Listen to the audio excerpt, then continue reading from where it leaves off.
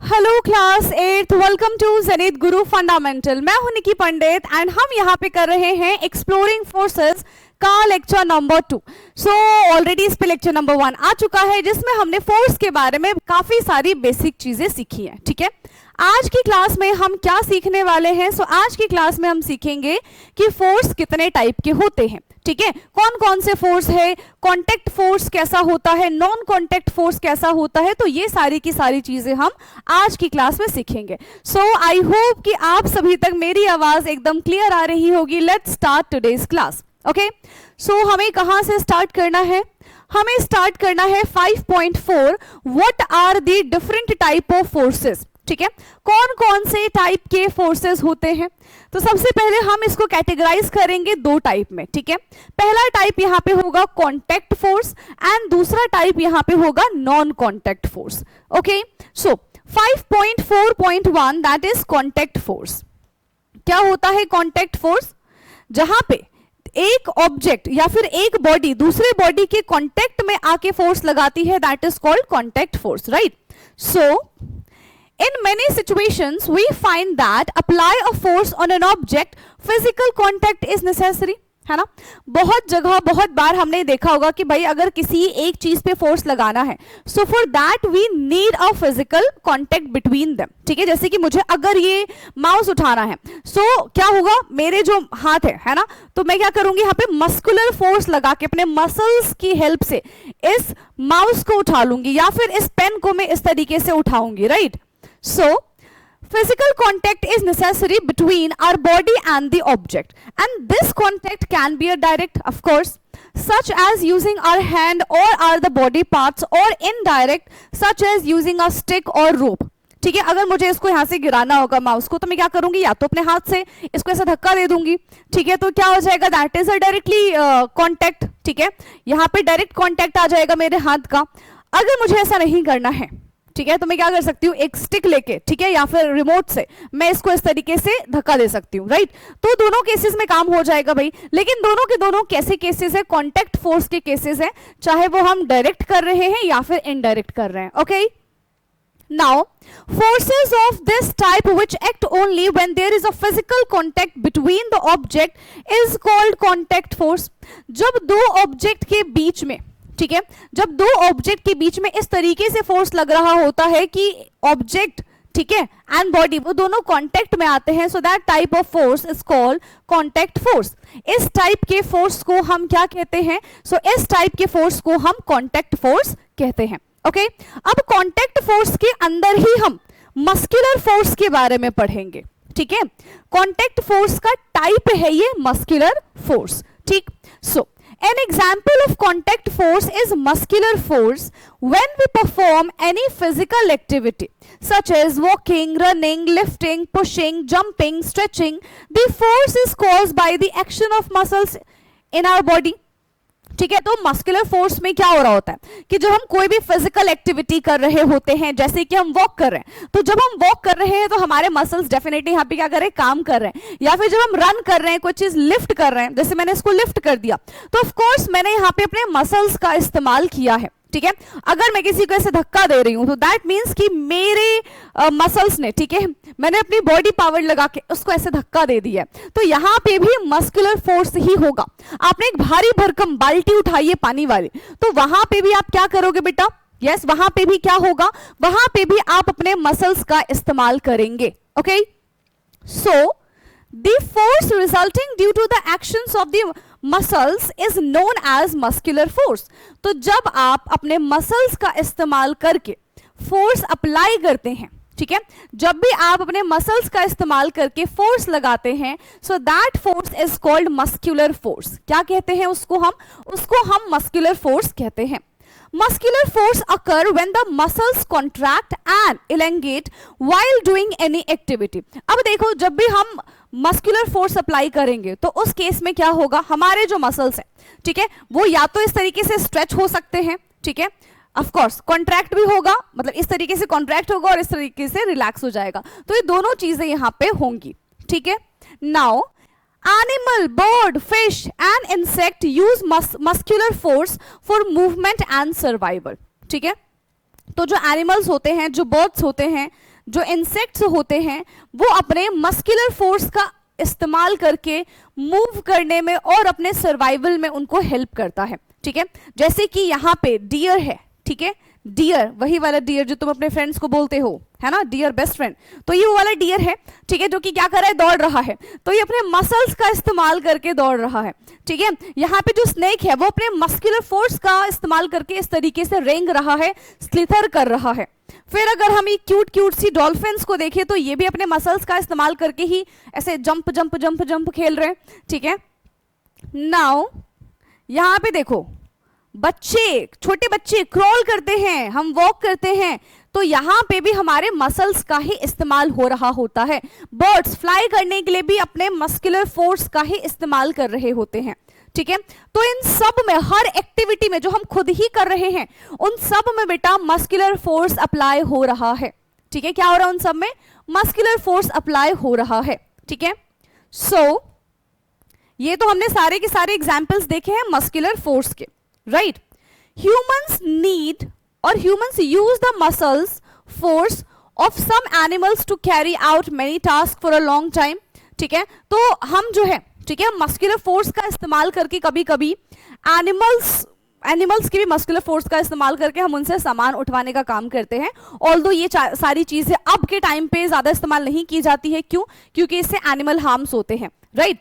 But पहले आपने देखा होगा बैलगाड़ियां चलती थी, ठीक है, टांगा आपने सुना होगा, है ना। तो उसमें क्या होता था कि आगे ऑक्स वगैरह, बैल जो है, उनको लगा के पीछे भारी भरकम सामान रख दिया जाता था, जिसकी वजह से जो एनिमल्स होते थे उनके यहाँ पे गर्दन पे बहुत निशान पड़ जाता था और कटवट जाता था, ठीक है। तो उनसे उनको बहुत ज्यादा हार्म होता था, है ना। खेत जोतने के लिए भी इस तरीके से बैल का इस्तेमाल करते थे, ठीक है। आजकल के टाइम पे तो ट्रैक्टर वगैरह और सारी चीजें मशीनरी बेस्ड हो गई हैं, ठीक है। आजकल हम देखो, हम इस तरीके का, है ना, ये जो ऑटो है, ठीक है, ऑटो तो नहीं बोलेंगे हम, ठीक है, टांगा, है ना, घोड़े वाला, तो इसको हम सिर्फ ना ऐसे फन के लिए हम इस्तेमाल करते हैं, अगर आज के टाइम की अगर हम बात करें। क्यों? क्योंकि अगर हमें कहीं पे भी जाना होता है, हम बहुत जल्दी में होते हैं, ठीक है। हमें चाहिए कि हम जल्दी से अपना ओला, उबर्स बुक कर ले, अगर हमारे पास कार नहीं है तो रैपिडो बुक कर ले और फटाफट से एक जगह से दूसरी जगह पे पहुंच जाए, ठीक है। और अगर हम कहीं अपने गांव वगैरह जाते हैं और हमें दिखता है ये टांगा, तो हम बहुत खुश हो जाते हैं और हमें लगता है कि चलो यार 5 मिनट के लिए बैठ लेते हैं, है ना। लेकिन पहले के टाइम की अगर हम बात करें, जब इतना ज्यादा इवोल्यूशन नहीं हुआ था ट्रांसपोर्ट की दुनिया में, तब यही सबसे मेन था। क्योंकि पहले तो लोग पैदल भी चलते थे, एक जगह से दूसरी जगह पे जाने के लिए वो कैसे जाते थे? वो पैदल ही जाते थे, ठीक है। और आज हमारे पास इतनी सारी अपॉर्चुनिटीज हैं, इतनी सारे हमारे पास मशीनरीज हैं, है ना, इतने नए नए व्हीकल्स हैं हमारे पास, ठीक है, कि हमें कहीं पे भी जाना होगा ऐसे उड़ के चले जाएंगे हम, ठीक है। तो यहां पे भी ना मस्कुलर फोर्स का इस्तेमाल हो रहा है। So use of muscular force of animal to assist with the human task. तो यहां पे क्या हो रहा है? एनिमल्स के मस्कुलर फोर्स का इस्तेमाल किया जा रहा है to assist the human task, right. So ever heard of muscular force play an important role in many functions inside our body too. तो हम तो खुद मस्कुलर फोर्स का इस्तेमाल करते ही करते हैं, बट हमारी बॉडी के अंदर भी, ठीक है, हमारी बॉडी के अंदर भी काफी सारे ये टास्क चल रहे होते हैं जिसमें मस्कुलर फोर्स अप्लाई हो रहा होता है। So this force help us to chew food, push it through the alimentary canal during the process of digestion. तो जब हम खाना चबाते हैं, है ना, रोटी खा लिया हमने, रोटी को चबाया, है ना, बोलते कि मैम हम तो 2 बार चबा के निगल लेते हैं, तो 2 बार भी चबाया ना, तो वहां पे भी हमारा मस्कुलर फोर्स काम कर रहा है। यहां से, ठीक है, यहां से रोटी जा रही है, हम रोटी खा रहे हैं, तो यहां पे भी जो मूवमेंट हो रहा है, ठीक है, ये भी हमारा मस्कुलर फोर्स की वजह से ही है। The expansion and the contraction of our heart muscles, करता है ना हमारा दिल धक धक धक धक। अच्छा, रियलिटी में ना पता है हमारा दिल धक धक नहीं करता है, ठीक है, ये मैं बताऊंगी नहीं अभी आपको, ठीक है, बस याद रखना, रियलिटी में हमारा दिल धक धक नहीं करता है, ठीक है। आप बोलोगे मैम हमने तो गाना सुना है, हाँ सुना है आपने गाना, ठीक है, लेकिन अब मैंने आपको बता दिया कि हमारा दिल धक धक नहीं करता है। सो मेरा क्वेश्चन है कि हमारा दिल फिर क्या करता है? धक धक की जगह कैसा साउंड होता है? ठीक है, धक धक नहीं होता, ये मैंने आपको बता दिया, ठीक है। आगे आप मुझे बताओगे कि हमारा जो हार्ट है वो कैसा साउंड करता है, राइट। चलो, सो हमारे हार्ट में, ठीक है, हार्ट क्या करता है? उसके जो मसल्स होते हैं वो क्या होते हैं? कॉन्ट्रैक्ट होते हैं, ठीक है, फिर रिलैक्स हो जाते हैं, फिर कॉन्ट्रैक्ट होते हैं, फिर रिलैक्स हो जाते हैं, राइट। तो यहां पे भी मस्कुलर फोर्स अप्लाई हो रहा है, ठीक है, यहां पे भी मस्कुलर फोर्स अप्लाई हो रहा है।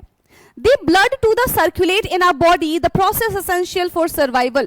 तो ऑफ कोर्स हार्ट का काम क्या होता है, हमारे ब्लड को पंप करना और पूरे बॉडी में, ठीक है, उस ब्लड को पहुंचाना। कैसे ब्लड को पहुंचाना, ऑक्सीजनेटेड ब्लड को पहुंचाना, राइट। चलिए, सो फोर्स के बाद अब हम यहां पे बात करने वाले हैं फ्रिक्शन के बारे में, ठीक है। फ्रिक्शन, देखो ये मस्कुलर फोर्स के बाद अब हम यहां पे फ्रिक्शन फोर्स के बारे में बात करेंगे, ठीक है। तो फ्रिक्शन फोर्स भी एक टाइप का कांटेक्ट फोर्स का एग्जाम्पल है, ठीक है। तो कांटेक्ट फोर्स का अभी तक हमने एक ही एग्जाम्पल पढ़ा, दैट इज कौन सा, मस्कुलर फोर्स। सेकेंड एग्जाम्पल अब हम पढ़ने जा रहे हैं, that is a frictional force, ठीक है। So a ball rolling on a flat ground stop on its own after some time. If we stop pedaling our bicycle on a flat road, it slow down and come to the stop. If the road is rough, it stops sooner than a smoother road. You must have come across such experiences. Yes. तो ये सारी चीजें हमने खुद experience की है। कैसे experience किया, क्या क्या चीजें हमने एक्सपीरियंस की है कि जब हम एक बॉल, ठीक है, एक बॉल को ऐसे उठा के फेंक देंगे तो हम क्या देखते हैं कि बॉल ऐसे रोल हो के जा रही है, लेकिन कुछ टाइम के बाद बॉल जो है वो रुक जाती है ना। कुछ टाइम के बाद बॉल क्या होती है बेटा, रुक जाती है। क्या रीजन है अभी जानेंगे हम। जब हम साइकिलिंग कर रहे होते हैं तो हम उसमें पैडल मारते रहते, साइकिल जो है वो चलती रहती है। जब हम पैडलिंग करना छोड़ देते हैं तो थोड़ी दूर साइकिल चल के क्या हो जाती है, रुक जाती है, ठीक है। थोड़ी दूर साइकिल चल के रुक जाती है, तो वो साइकिल क्यों रुक रही है, इसके पीछे का क्या रीजन है, इसको भी हम जानेंगे, ठीक है। Now and you must have if the road is rough it stop sooner. अगर देखो, अगर स्मूथ हमारे पास रोड है, ठीक है, तो कम पेडलिंग में भी साइकिल थोड़ी दूर तक चली जाएगी। लेकिन अगर हमारे पास रफ रोड है, ठीक है, रफ सरफेस है, तो हमारी साइकिल जो है वो तुरंत ही रुक जाएगी, ठीक है। What causes the change in the speed of object in such situations?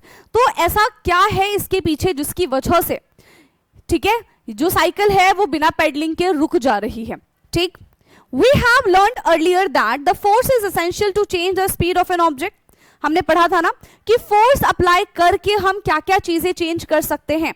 While applying we can change the direction of the object, ठीक है, shape, size of the object, right, speed of the object, उसको हम slow भी कर सकते हैं, उसको हम फास्ट भी कर सकते हैं।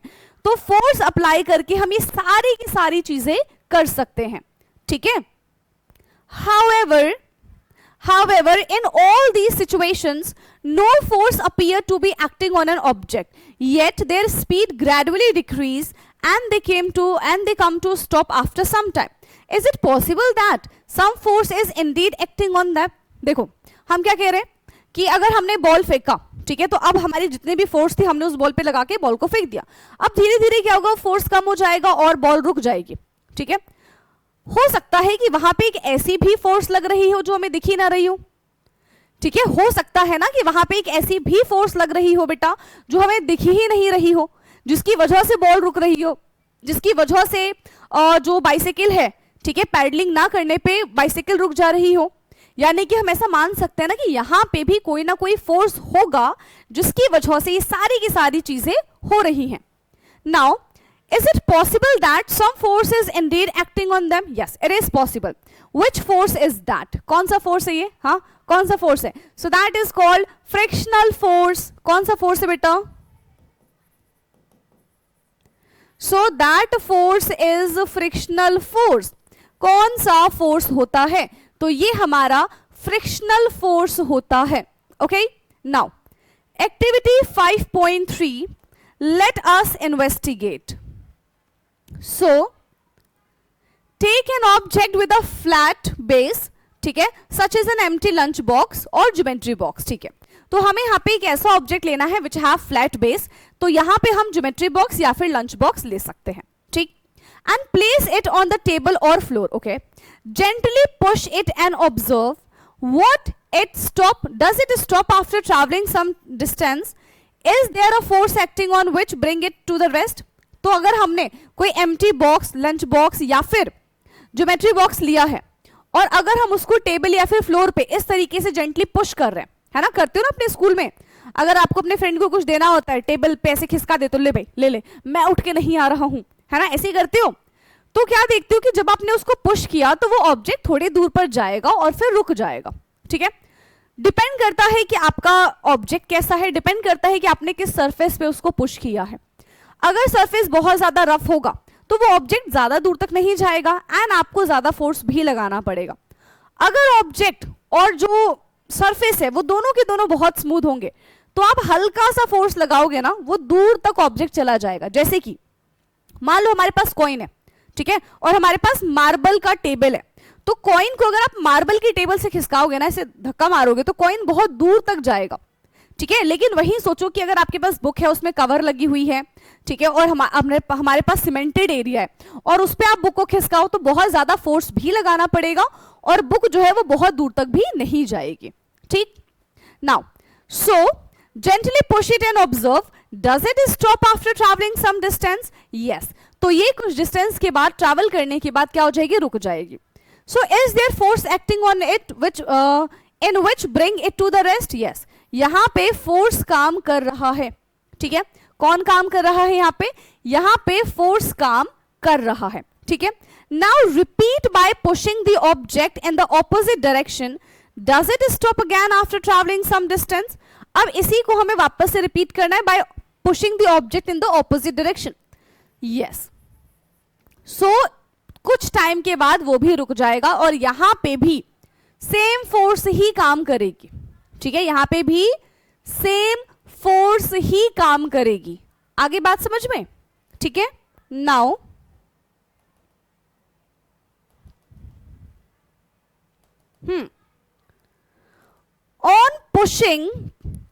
on pushing the object stop after sliding a certain distance। ठीक है, ऑब्जेक्ट जो है वो कुछ डिस्टेंस तक जाने के बाद क्या हो जाएगी, रुक जाएगी। This must be due to a force acting between the surface of the sliding object and the table or the floor which are in the contact। यानी कि यहां पे एक फोर्स लग रहा है। क्या लग रहा है बेटा? यहां पे एक फोर्स लग रहा है। कैसा फोर्स लग रहा है यहां पे? यस, कैसा फोर्स लग रहा है यहाँ पे? यहाँ पे इस सरफेस पे, ठीक है, इस सरफेस से एंड इस ऑब्जेक्ट के बीच में एक फोर्स लग रहा है। ठीक है, सरफेस से एंड इस ऑब्जेक्ट के बीच में क्या लग रहा है, एक फोर्स लग रहा है। कैसा फोर्स है वो? बता सकते हो कि वो कैसा फोर्स होगा? So this force must be acting on an object in the direction opposite to the direction of the motion. तो वो एक ऑपोजिट फोर्स होगा। कैसा फोर्स होगा बेटा? वो एक ऑपोजिट फोर्स होगा। अब ऑपोजिट फोर्स होने से क्या होता है? हाँ, सोचो, आप इस डायरेक्शन में मूव कर रहे हो, कोई उधर से आपको धक्का दे रहा है ना, तो क्या आप आगे बढ़ पाओगे? अगर आपको कोई ऑपोजिट डायरेक्शन से पुश कर रहा होगा तो आप नहीं चल पाओगे। उस केस में आपकी स्पीड जो है वो स्लो हो जाएगी। तो यहां पे भी एक अपोजिंग फोर्स काम कर रहा है एंड उस अपोजिंग फोर्स की वजह से आपकी जो स्पीड है, यानी कि जो ऑब्जेक्ट की स्पीड है, वो क्या हो जाएगी, वो भी कम हो जाएगी। ठीक है, आ रही है मेरी इतनी बात समझ में? ये बता दो मुझे। So this force what bring the object to a stop. तो इसी अपोजिंग फोर्स की वजह से, ठीक है, इसी अपोजिंग फोर्स की वजह से जो हमारा ऑब्जेक्ट है वो क्या हो जाएगा, कुछ टाइम के बाद रुक जाएगा। Okay, now the force that comes into play where an object move और try to move over another surface is called force of friction. ठीक है, तो जो फोर्स यहां पे लग रहा है, जो ऑपोजिंग फोर्स यहां पे लग रहा है ऑब्जेक्ट को रोकने के लिए, ठीक है, जो ऑपोजिंग फोर्स यहां पे लग रहा है ऑब्जेक्ट को रोकने के लिए, दैट ऑपोजिंग फोर्स इज, उस ऑपोजिंग फोर्स को हम क्या कहते हैं बेटा? सो उस ऑपोजिंग फोर्स को हम फ्रिक्शन फोर्स बोलेंगे। कौन सा फोर्स बोलेंगे उसको हम? फ्रिक्शन फोर्स बोलेंगे। Okay, friction always act in a direction opposite to the direction in which the object is moving और ट्राई टू मूव। ठीक है, अगर मैं आगे मूव करने की कोशिश करूं और पीछे, यहां से आगे से कोई मुझे धक्का देते और मैं पीछे की साइड हो जाऊं, दैट मींस सामने से कोई मुझे रोकने की कोशिश कर रहा है, यानी कि अपोज कर रहा है मेरे फोर्स को, and that opposing force is called frictional force, या फिर फ्रिक्शन कहते हैं हम उसको। और ये हर जगह लग रहा होता है। आप चल रहे हो, फ्रिक्शन फोर्स लग रहा है, आप लिख रहे हो, फ्रिक्शन फोर्स लग रहा है, आप दौड़ रहे हो, फ्रिक्शन फोर्स लग रहा है, ठीक है, हर जगह यहां पे फ्रिक्शन फोर्स लग रहा होता है। आगे समझ में बात? Now the force of friction is a contact force since it arises due to two surface in a contact, ठीक है। तो ये फ्रिक्शन फोर्स कब लगता है? जब दो बॉडी आपस में कांटेक्ट में आती है, ठीक है। क्या हो जाएगा? जब दो बॉडी आपस में कांटेक्ट में आएगी और एक बॉडी मूव करने की कोशिश करेगी तो दूसरी जो बॉडी है वो उसके मोशन को अपोज करेगी, and that force is called friction force, ठीक है। उस फोर्स को बेटा हम क्या कहते हैं? तो उस फोर्स को हम फ्रिक्शन फोर्स कहते हैं। Okay, now friction arises due to the irregularities in the two surface in a contact. Even surface which appear smooth have a large number of minute irregularities, ठीक है। तो यहां पे क्या कहा जा रहा है कि देखो, अगर मैं आपको एक पेपर दिखा दूं, ठीक है, मेरे पास अगर A4 शीट है, आपको वो A4 शीट देख के कैसा लगेगा कि वो A4 शीट एकदम स्मूथ है, लेकिन अगर हम उसको बहुत ऐसा जूम करके देखें तो वहां पे भी हमें लगेगा कि भाई A4 शीट कितना ज्यादा इरेगुलर है ना, वो स्मूथ दिखता है बट रियलिटी में वो स्मूथ होता नहीं है। वहां पे भी बहुत ज्यादा हमें फ्रिक्शन फोर्स देखने के लिए मिल जाएगा। हाँ, अगर मेरे पास एक ऐसा टेबल है, मार्बल का टेबल है, ठीक है, वहां पे हमें फ्रिक्शन फोर्स बहुत कम देखने के लिए मिलेगा। जितना स्मूथ सरफेस होता है उतना कम फ्रिक्शनल फोर्स होगा, जितना रफ सरफेस होता है उतना ज्यादा फ्रिक्शनल फोर्स होता है, और जितना ज्यादा फ्रिक्शनल फोर्स होगा उतना ज्यादा हमें फोर्स अप्लाई करना पड़ेगा, ठीक है, और जितना कम फ्रिक्शन फोर्स होता है उतना कम फोर्स हमको अप्लाई करना पड़ता है, राइट। फ्रिक्शन फोर्स में होता क्या है? एक ऑब्जेक्ट यहां से मूव कर रहा है तो दूसरा ऑब्जेक्ट उसको ऐसे लॉक कर देता है, आगे मूव नहीं करने देता है अनटिल एंड अनलेस ऑब्जेक्ट ज्यादा फोर्स लगा के आगे ना निकल जाए, ठीक है। तो अगर ऑब्जेक्ट को मूव कराना है तो ऑब्जेक्ट का जो फोर्स है वो फ्रिक्शनल फोर्स से ज्यादा होना चाहिए। Clear? So, when placed in a contact, the irregularities of the two surface lock into each other and oppose any effort to move one surface over the another. तो यहाँ पे picture की form में देखो हमको क्या समझाया गया है, ठीक है। देखो यहाँ पे हमारे पास एक सरफेस है जिसको बहुत जूम करके दिखाया गया है, एंड जब हम सरफेस को बहुत ज्यादा जूम करके देखेंगे तो हमें उसमें क्या देखने के लिए मिलेगा? इररेगुलरिटीज देखने के लिए मिलेंगी, ठीक है, जैसा हमको यहाँ पे इस पिक्चर में दिख रहा है, ठीक है। अब देखो ये हमारे पास मान के चलो कि सरफेस है जिसपे एक ऑब्जेक्ट मूव कर रहा है। अब अगर ये ऑब्जेक्ट इस डायरेक्शन में मूव करेगा तो अपोजिंग फोर्स जो है वो इस डायरेक्शन से आएगा और इस ऑब्जेक्ट को रोकने की कोशिश करेगा, यहां से इसको लॉक करने की कोशिश करेगा, जिसकी वजह से ऑब्जेक्ट का जो हम ऐसा बोल सकते हैं स्पीड है वो स्लो डाउन हो जाएगा, राइट। एंड इसी फोर्स को हम फ्रिक्शनल फोर्स कहते हैं, ठीक है। Does this mean that the force of friction will be greater if the surface are rough? Yes. जितना ज्यादा रफ सरफेस होगा उतना ज्यादा फोर्स ऑफ फ्रिक्शन लगेगा, ठीक है, उतना ज्यादा क्या हो जाएगा? फ्रिक्शन लगेगा, राइट। सो ये हमने किसके एग्जांपल्स देखे हैं? These are the examples of the contact force, right. Now activity 5.4 let us explore. So let us explore में यहां पे क्या है? Try activity 5.3 again, but this time place the same object on different surface such as glass, cloth, wood and ceramic tile and sand, ठीक है। तो यहाँ पे, ठीक है, अब हम क्या करेंगे? हमारे पास जो ज्योमेट्री बॉक्स था या फिर हम बोल सकते हैं कि जो हमारे पास लंच बॉक्स था उसको हम अलग अलग टेबल पे या फिर अलग अलग सरफेस पे स्लाइड कराएंगे। एंड अब हमारे पास सरफेसेस कौन कौन से हैं? हमारे पास सरफेसेस है ग्लास सरफेस, ठीक है, cloth surface, wood surface and ceramic tile और सैंड, ठीक। Does the object stop after travelling the same distance as in activity 5.3? Answer क्या हो जाएगा? नो, ठीक है। यहां पे सेम डिस्टेंस पे ऑब्जेक्ट नहीं रुकेगा, ठीक है, सेम डिस्टेंस पे यहां पे ऑब्जेक्ट नहीं रुकेगा। क्यों? क्योंकि हमारे पास सरफेस अलग अलग है, ठीक है। सरफेस अलग अलग होने की वजह से सब पे फ्रिक्शनल फोर्स अलग अलग लगेगा, ठीक है। जैसे कि अगर हम बात करें ग्लास के बारे में तो भाई ग्लास तो बहुत ज्यादा स्मूथ है ना, तो इसमें फ्रिक्शनल फोर्स बहुत कम लगेगा।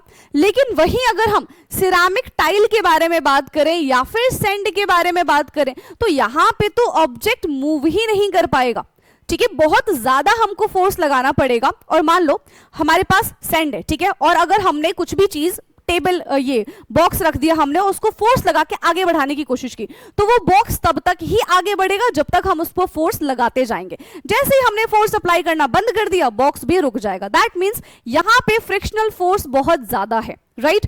तो हम यहां से क्या बोलेंगे कि सारे केसेस में, ठीक है, सारे केसेस में ऑब्जेक्ट सेम डिस्टेंस पे रुकेंगे या नहीं रुकेंगे? आंसर क्या हो जाएगा? नहीं रुकेंगे, ठीक है। सो यहां पे हमने बोल दिया है no, okay.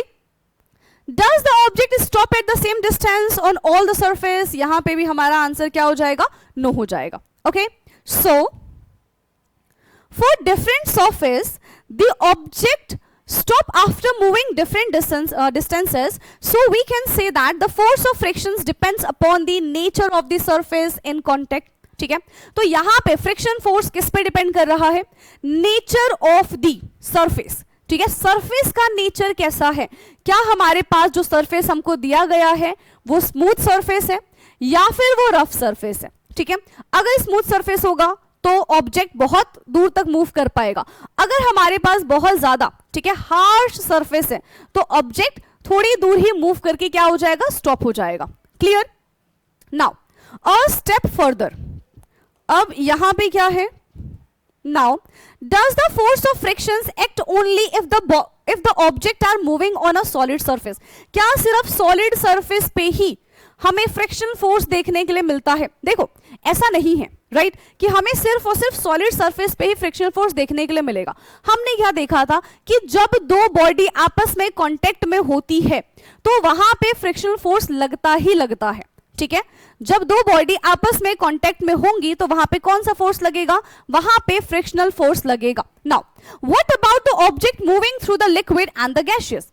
Air, water and other liquid also exert force of friction on the object. अभी बताया था सिर्फ सॉलिड पे ही फोर्स ऑफ फ्रिक्शन नहीं लगता है, गैसियस एंड लिक्विड स्टेट में भी आपको फोर्स ऑफ फ्रिक्शन देखने के लग जाएगा जहां पे दो बॉडी आपस में कांटेक्ट में होंगे वहां पे, right. Hence, the objects such as the aeroplane, ships, boats, or high-speed trains are designed with a specific shape to reduce the force of frictions due to the air or water around them. ठीक है। And यही reason है कि हमारे पास जितनी भी, हम ऐसा बोल सकते हैं कि जो व्हीकल्स है, ठीक है, अगर हम चाहते हैं कि भाई वो बहुत तेज स्पीड से जाए तो हमें उसका डिजाइन ऐसा बनाना पड़ेगा ताकि कम से कम ऑब्स्टिकल्स, ठीक है, वो क्या कर पाए? जितने भी ऑब्स्टिकल्स उसके रास्ते में आ रहे हैं उसको वो क्रॉस कर पाए। क्योंकि मैंने अभी आपको क्या बताया था, फ्रिक्शन फोर्स हर जगह लगेगा, ठीक है। कोई ऑब्जेक्ट कब मूव कर पाएगा? जब वो फ्रिक्शन फोर्स से ज्यादा फोर्स लगा पाएगा, ठीक है। और जो जितना ज्यादा फोर्स लगा पाएगा वो उतनी ज्यादा स्पीड से मूव कर पाएगा। तो फ्रिक्शन फोर्स कहां कहां काम करता है? फ्रिक्शन फोर्स हमारा सॉलिड में भी काम करेगा, लिक्विड में भी काम करेगा एंड गैसियस स्टेट में भी काम करेगा, ठीक है। सारे के सारे स्टेट्स में वो काम करेंगे, राइट। सो ये हमारा था फ्रिक्शनल फोर्स। नाउ इसके बाद अब हम बात करते हैं, ठीक है, and it is essential for object applying force on another object to always be in contact with it, ठीक है। तो यहां पे भी हमने दो एग्जांपल्स देखे हैं, किसके? यहां पे हमने अभी दो एग्जांपल्स देखे हैं कांटेक्ट फोर्स के। कौन कौन से एग्जांपल्स देखे हैं कांटेक्ट फोर्स के? One is muscular force and the second one is frictional force, ठीक है। अब कांटेक्ट फोर्स के बाद हम बात करते हैं नॉन कांटेक्ट फोर्स की, यानी कि फोर्स अप्लाई हो रहा है बट डायरेक्टली अप्लाई हम नहीं करें, किसी के कांटेक्ट में आके फोर्स अप्लाई नहीं हो रहा है। That type of force is called non contact force, ठीक है। इस टाइप के फोर्स को हम क्या बोलते हैं? सो इस टाइप के फोर्स को हम नॉन कांटेक्ट फोर्स बोलेंगे, ठीक है। So the force there are force whose effect can be experienced even if the object are not in contact। मतलब फोर्स तो फील होगा बट ऑब्जेक्ट दूसरे ऑब्जेक्ट के कांटेक्ट में नहीं होगा, ठीक। So these force are called non contact force. तो इस टाइप के फोर्स को हम क्या बोलेंगे? इस टाइप के हम फोर्स को बोलेंगे non contact force. And the examples of non contact force are, कौन कौन से होंगे? देखो मैग्नेटिक फोर्स होता है, हमारा नॉन कांटेक्ट फोर्स होता है, ठीक है। यहां पे अगर हम ग्रेविटेशनल फोर्स के बारे में बात करें तो वो भी हमारा नॉन कांटेक्ट हो जाएगा। इलेक्ट्रोस्टैटिक फोर्स ऑफ अट्रैक्शन के बारे में बात करें तो वो भी हमारा नॉन कांटेक्ट फोर्स में ही आएगा, क्योंकि चार्जेस की बेसिस पे क्या होते हैं, चीजें या तो अट्रैक्ट करेंगी या तो रिपेल करेंगी, राइट। सो ये सारे के सारे हमारे एग्जाम्पल्स हैं नॉन कांटेक्ट फोर्स में, और जिसमें सबसे पहले हम पढ़ने वाले हैं magnetic force, right. So do you remember ठीक है, do you remember learning about magnet in the chapter exploring magnet? Yes, तो क्यूरियोसिटी जो हमारी बुक थी क्लास 6th की, है ना, उसमें आपने एक्सप्लोरिंग मैग्नेट वाला चैप्टर पढ़ा होगा, जिसमें हमने ये जाना था कि मैग्नेट किस तरीके से, ठीक है, एक मैग्नेट दूसरे मैग्नेट को या फिर एक मैग्नेट दूसरे मटेरियल को किस तरीके से अट्रैक्ट करती है या फिर रिपेल करती है। वहां पे हमने क्या देखा था कि if magnet have same pole, है ना, तो वो एक दूसरे को रिपेल करेंगे, and if magnet have different pole और we can say opposite pole, तो वो एक दूसरे को अट्रैक्ट करेंगे। यानी कि नॉर्थ नॉर्थ पोल है तो वो एक दूसरे को रिपेल करेंगे, नॉर्थ साउथ पोल है तो वो एक दूसरे को अट्रैक्ट करेंगे, right. So we learn that the magnet attract objects made on magnetic material.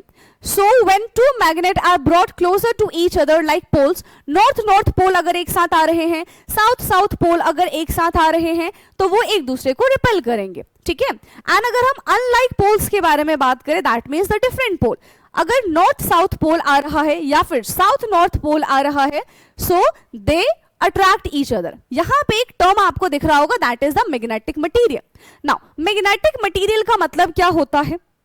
ऐसा material which is attracted towards the magnet, ठीक है, ऐसा मटेरियल जो मैग्नेट की तरफ अट्रैक्ट होता है, that type of material is called magnetic material. Generally all metals are known as magnetic material, ठीक है, जैसे कि हमारा कॉपर हो जाएगा, आयरन हो जाएगा, एल्यूमिनियम है, ये सारे के सारे हमारे मैग्नेटिक मटेरियल्स के एग्जाम्पल हैं, ठीक है।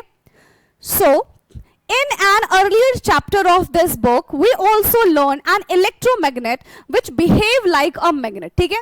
तो हमने पिछले चैप्टर में इलेक्ट्रोमैग्नेट के बारे में भी पढ़ा था, जहां पे इलेक्ट्रिसिटी की हेल्प से हम मैग्नेटिक फील्ड जनरेट करते थे, और वहां पे क्या होता था, ऑब्जेक्ट जो है, ठीक है, इलेक्ट्रोमैग्नेट जो है वो दूसरे मटेरियल को, दूसरे मेटल को अट्रैक्ट करते थे। बट वहां पे हमने क्या देखा था, ये तभी तक काम करता है जब तक इलेक्ट्रिसिटी उसमें फ्लो होता रहता है। जैसे ही हमने इलेक्ट्रिसिटी फ्लो कराना बंद कर दिया, इसका जो मैग्नेटिज्म वाला पावर है वो भी खत्म हो जाता था, right. So attraction and repulsions between object are also a form of push and pull, ठीक है, तो ये तो हमने फोर्स के बारे में भी पढ़ा था। Can you recall that a magnet could exert force on another magnet or a magnetic material without being in contact with it? See, यहाँ पे क्या होता है कि मैग्नेट के पास ना एक मैग्नेटिक फील्ड होती है, ठीक है, अब वो डिपेंड करती है मैग्नेट टू मैग्नेट, राइट। अब यहाँ पे क्या होगा, आपने, ठीक है, मैग्नेट से अगर खेला होगा, ठीक है, तो देखो यहाँ पे अगर मैंने एक छोटा सा मैग्नेट ले लिया, ठीक है, अब देखो चाहे कितना ही छोटा मैग्नेट क्यों ना ले लो, उसके पास दो पोल होंगे ही होंगे, ठीक है। अगर आप ये सोचो कि भाई मेरे पास एक बड़ा सा मैग्नेट है, मैंने उसको तोड़ दिया, ठीक है, और उसमें पहले से एक नॉर्थ पोल था और एक मेरे पास साउथ पोल था, अगर मैंने इस मैग्नेट को तोड़ दिया, तो क्या अब जो मेरे पास एक नया मैग्नेट आया है टूटने के बाद, क्या उसमें एक ही पोल होगा? तो आंसर है बिल्कुल भी नहीं, ठीक है, उसमें भी दो पोल होगा। उसको फिर से तोड़ दो, फिर से आपको उसमें दो पोल दिख जाएंगे। कितना भी उस मैग्नेट को छोटा कर दो, अनटिल एंड अनलेस उसकी मैग्नेटिज्म पावर खत्म ना हो जाए, ठीक है, क्योंकि अगर हम मैग्नेट को बार बार ड्रॉप करते हैं तो ऑफ कोर्स उसकी जो मैग्नेटिज्म पावर होती है वो खत्म हो जाएगी, खराब हो जाएगी, राइट। सो जब तक मैग्नेट काम कर रहा है, कितना ही छोटा से छोटा मैग्नेट क्यों ना हो, उसके पास हमेशा आपको दो पोल्स नजर आएंगे, one is south pole and one is north pole, ठीक है। अब यहाँ पे क्या होने वाला है, अब देखो मेरे पास एक मैग्नेट है, ठीक है, अब इसकी कुछ मैग्नेटिक फील्ड होगी, जितनी दूर तक इसकी मैग्नेटिक फील्ड होगी उतनी दूर तक ही क्या करेगा, चीजों को अपनी तरफ अट्रैक्ट कर सकता है। मान लो इसकी मैग्नेटिक फील्ड यहां तक जा रही है, अगर मैंने कोई ऑब्जेक्ट यहां पे रखा है, तो इस ऑब्जेक्ट को ये जो मैग्नेट है वो अपनी तरफ अट्रैक्ट नहीं कर पाएगा, क्यों? क्योंकि उसकी पावर वहां तक नहीं जा पा रही है।